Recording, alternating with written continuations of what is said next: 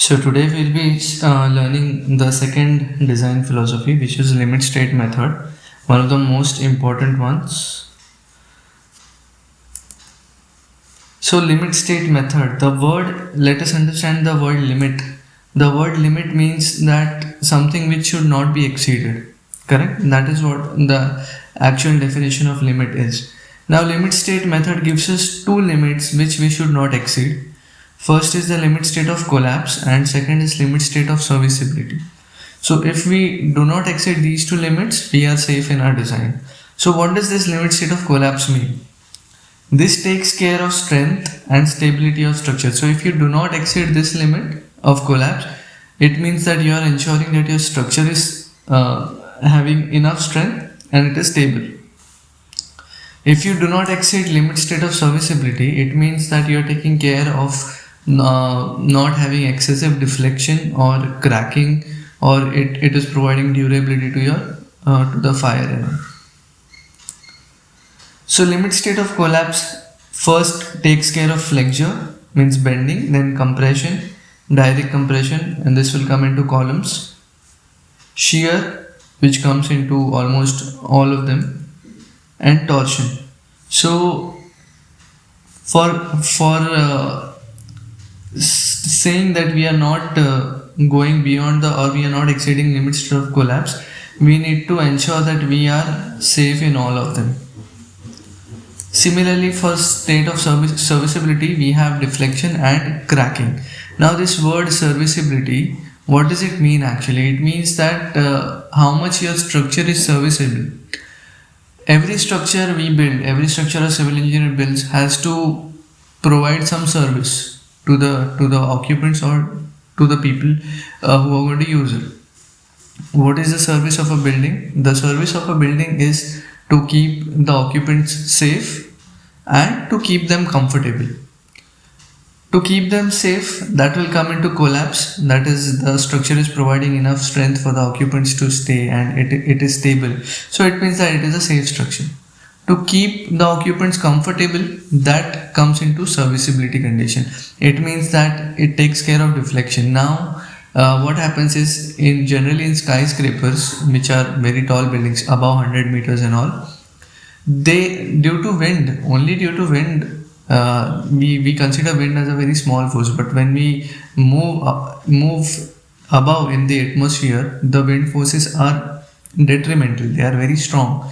So even the wind can cause an excessive deflection of around 2 meters or 3 meters. That much deflection is not permitted actually.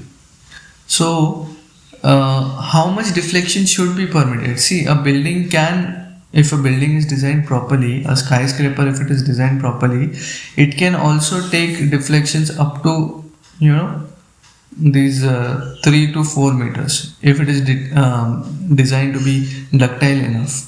But this 3 to 4 meters, you see how much discomfort it will cause to the occupants or to the inhabitants, right? So this is not permitted. Even though if the structure is able to take that much deflection, limit state of serviceability takes care that not much deflection is coming onto the structure, so that it does not prove discomfortable to the it does not provide discomfort to the occupants. So moving ahead, we will talk about flexure first, and let us again see the stress strain curves for concrete and steel.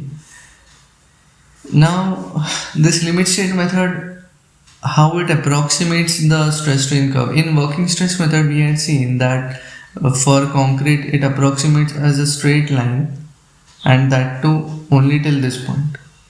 But limit state method gives us the flexibility to take the curvature into consideration, and even for steel it was only till this point in working stress method. But see, in limit state method we are allowed to have a stress strain curve like this till this point, and here like this. Now how are these points defined? So what limit state method, it is in IS 456-2000 page 69, you can check that out. What limit state method says that the stress between these two strains, that is 0.002 and 0.0035, the stress is constant. You see, the stress is not varying from 0.002, or you can say this is 0.2%, right? And we can say this is 0.35%. So from 0.2% to 0.35%, the stress will not vary. And why only this 0.35? Because it is seen that generally at 0.35 or 0.0035, I think we should call it as 0.0035, because this 0.35 and someone might forget this percentage sign, so it will just cause an error and everything. It is better to remember itself as 0.0035. So yeah, so why this value? Because at this value, it is the maximum strain allowed in outermost fiber of concrete, as this strain can start cracking in the concrete. So if I'm having a section like this and I'm drawing a strain diagram basically, so the outermost fiber strain, this should be 0.0035, because the moment it exceeds this value, cracking will occur in the section, which means that the structure is starting to fail or deteriorate. Okay. Then we apply the factor of safety to the stresses. You remember we had applied factor of safety for the stresses in WSM, where the table was given, table number 21. Here the IS 456 states that we have to apply a factor of safety of 1.5 to our concrete, which will give us 0.667 FCK. Then IS 456 again says that you have to again apply factor of safety to this. So this is factor of safety at mixing point for temperature correction or for moisture correction. Basically, if you are getting our concrete from RMC plant, then at RMC plant, whatever the conditions are while the mixing, we have to cater for a factor of safety for that. So this first factor of safety of 1.5 is for that at mixing point, wherever the mixing of concrete is being done. And second factor of safety, again IS 456 says that you have to divide it by 1.5. so this itself again divided by 1.5, that is FCK by 1.5 divided by 1.5 will give you 0.444 FCK. This factor of safety is applied for site conditions. So this is at mixing point and this is at site conditions, because concrete is such a material which is handled by humans, and it is not like steel, which is manufactured in a steel yard and from there it is bought. It's not like that, because steel once manufactured, it hardly deteriorates initially, but concrete is a very live material. If you do not take action immediately for the concrete, it will start hardening up and it will show all sorts of problems. So that is why generally more factor of safety is assigned for concrete as compared to steel. So again, yeah, so how much total factor of safety are we talking here about? 1.5 into 1.5, right? 1.5 into 1.5, which is 2.25. So here total factor of safety that we have applied to FCK is around 2.25. Do you remember the factor of safety of WSM? It was roughly around 3, right? So we were applying more factor of safety for WSM as compared to LSM. Yeah. Now moving on to steel. Before going ahead, I would like to show you a graph. This is a graph of stress strain curve of various grades of steel, Fe250, Fe415, Fe500. The moment you see this graph, you can see that the stress strain curve for Fe250 is so well defined. Like it has so many points, this point, upper yield point, lower yield point, ultimate load, and then this final fracture point. So many points are there. But for Fe415 and Fe500, these points are not well defined as how they were in Fe250. So generally for Fe250, we always know where the yield point is coming. This is the yield point. We have studied all this in the tensile stress and the tensile test of a mild steel, right? But for Fe415 and Fe500, these points are not defined. You see, if I'm saying that this is that point, no, because this is well below 400. So, and the grade of the steel is Fe415. So that yield point is not given to you directly in the curve. So for that, what is done is, there is a concept of proof stress. Proof stress is basically you take a line parallel to your initial slope. This you see initial slope, it will be equal to the modulus of elasticity of steel, which is same for all grades of steel. So that is why you see that the initial slope is coinciding for all of them, because that has to be same. So we take a line parallel to our initial slope and we draw it from a strain of 0.002, and wherever it intersects, that is your yield point. Okay, that stress will give you the yield point, and this is called as proof stress. Okay, so same concept is used here, and if you see that this graph which IS456 is using for steel, again this is not a well defined graph, because Fe250 is hardly used as a main steel, because almost now everywhere we use the HYSD steels, that is high yield strength deformation bars, which is Fe415 or Fe500, and hence we have to check where that yield point is coming. But before that, let us apply factor of safety to this, and the factor of safety applied to this stress is 1.15. So Fy divided by 1.15 is 0.87 Fy. This is the only factor of safety applied. No more factor of safety is to be applied. Okay. And to get that proof stress, we will take a line parallel to this and draw it from 0.002. So this is your proof stress, or this is your yield point basically. And if this is the maximum stress that we are allowing in our steel, okay, beyond this we will not go. This proof stress is the maximum stress that we will allow. So if this is the maximum stress, that means that this will be the maximum strain that we should allow. So how much is the value of that maximum strain? Let us find that. To find the value of the maximum strain, I will just name these points A, B and C. So it is AB plus BC, and AB we can directly say it is 0.002. The only thing that we need to find is BC.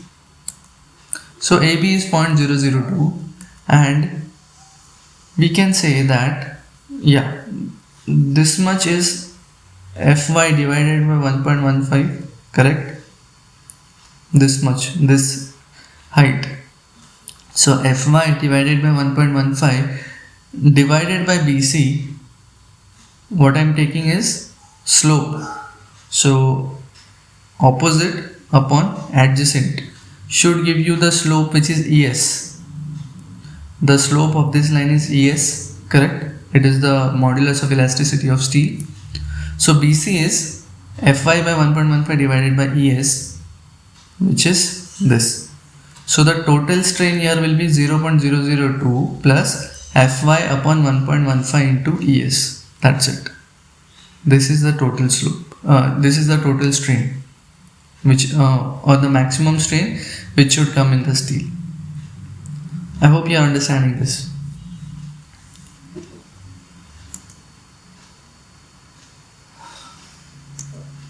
So next, what we do is, if you remember in WSM how we superimposed this stress strain curve over the section, we rotate this anti-clockwise, and then we have your strain 0. Again here the strain will be 0, and the maximum stress that should come at the outermost fiber is 0.444 FCK. Again this is the strain which should come at the outermost fiber. So we just simply take this and we flip it. Yeah. So this is the maximum stress that should come at the outermost fiber. And what is the maximum stress that should come here at the steel? It is 0.87 Fy. We are not exceeding this value. So here it is 0.87 Fy, and this is your stress diagram for limit state method. For working stress method, it was a simple triangle. For limit state method, it is a combination of a parabola as well as a rectangle. The depth of neutral axis is xu, and if we want to draw the strain diagram, it will be what is the maximum strain at this level. The maximum strain is 0.0035, correct? And what is the strain at this level? The strain at this level is 0.002, correct? And the strain at this point is 0. So we just join it, and the strain at the level of steel, the maximum strain is 0.002 plus Fy upon 1.15 into Es, right? Okay. Now we had seen in WSM that the stress block is not actually a 2D diagram, but it's a 3D diagram. Similarly here in limit state method, this stress block is not a 2D diagram, but it's a 3D diagram which is spread across the width of the beam, and it will look something like this. And to find the compressive force, we need to find the volume of this block. But to find the volume of the block, what we need is we simply need the area. Yeah, before that, the tension force. Tension force is what? Stress at the level of steel multiplied by the area of steel. So stress at the level of steel is 0.87 Fy multiplied by AST. So finding T is easy, but for finding C, first we need the area of this thing, and that area multiplied by the width will give you the volume of this block. So first task with us is to find the area of this shape. How to find area of that shape? So coming on to this curve stress diagram, we have this strain diagram for our help, and using that, see what we can do is I'll just name them. So AE upon 0.0035 is equal to CE upon 0.002. So I am taking this bigger triangle AEB, and then I am taking this smaller triangle CED. From that I can find that AE is nothing but XU, correct? So CE is 4 by 7 XU. So I got this as 4 by 7 XU. 4 by 7 XU, and obviously this part will be what? 3 by 7 XU, correct? So at least we found out what are the heights of them. So now we have a parabola here, and then we have a rectangle here, and we can say that this is area 1, this is area 2. Now I'll isolate this stress diagram, and let us find the total area. This is A1, this is A2. A1 is 0.444 FCK into 3 by 7 XU. That's it. It's a simple rectangle. So it's 4 by 21 FCK into XU. A2 is the formula for this is 2 by 3 FCK. 2 by 3 into this height into width. So this height is 0.444 FCK and width is 4 by 7 XU. So the area is 32 by 189 FCK XU. We found both areas. We can simply now add them up, and we'll get the total area. So A is A1 plus A2, which is 68 by 189, which is roughly 0.36 FCK XU. Important. Fine.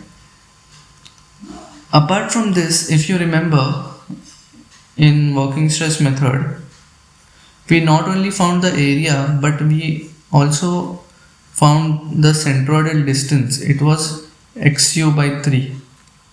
Similarly, here also we need to find its centroidal distance. So the centroid will act somewhere in between. We just need to find its distance. So to find centroid, it is nothing but a1 into x1 plus a2 into x2 divided by total area. a1 into x1, that is the distance of centroid from this point. I am finding the distance of centroid from this point, okay? Let us say I am naming it as point O. So x1 is the centroidal distance of a1 and x2 is the centroidal distance of a2. So this is a1, this is a1, this is x1, which is 4 by 7 xu plus the centroid of rectangle is at half, 3 by 7 xu divided by 2, this is x1.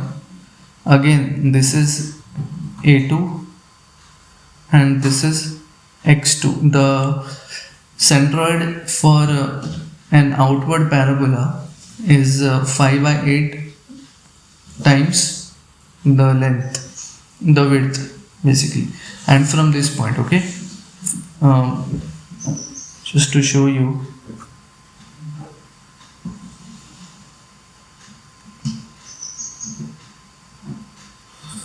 the centroid, and if this is L, it is 5 by 8 L and 3 by 8 L, like this. So, and this is our outward parabola. We are using 5 by 8 L, and the total area is what, 68 by 189 FCK XU. This is total A. So what we find here is our centroid is 0.584 XU from neutral axis. So from this point it is 0.584 XU or 0.58 XU, and from top it will be 0.42 XU.